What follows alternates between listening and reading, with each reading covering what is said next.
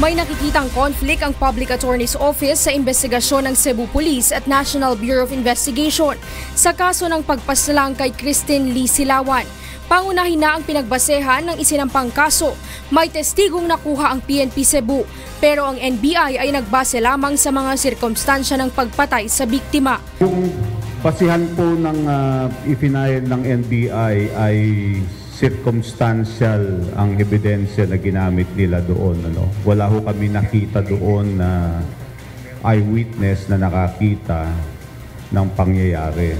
Kaya naman magtutungo bukas sa Cebu ang PAO Forensic Team upang hilingin sa mga magulang ni Silawan na magsagawa ng panibagong otopsiya sa mga labi ng dalagita. Duda ang PAO sa ginawang pagpaslang, pagbalat sa mukha at pagkuha ng laman loob ng dalagita. Ang desisyon ng pamilya kung kailangang eksaminin ang katawan ni Christine ay gagawin po ng PAO Forensic Team. So, depende po sa family kung gusto po nila. Malinis na malinis po yung buto sa noo at dito sa pisngi, dito sa kanan.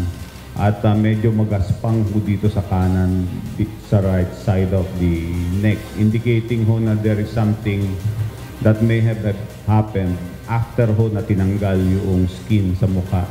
Hindi ho madaling tanggalin ang laman doon. Ang PAO ang tumatayong abogado sa ngayon ng pamilya Silawan. Ayon kay PAO Chief Attorney Persida Acosta, March 14 nang sumulat sa kanila ang pamilya upang humingi ng tulong sa pagkamit ng hustisya para sa pinaslang na dalagita. Aiko Miguel, UNTV News and Rescue, Manila.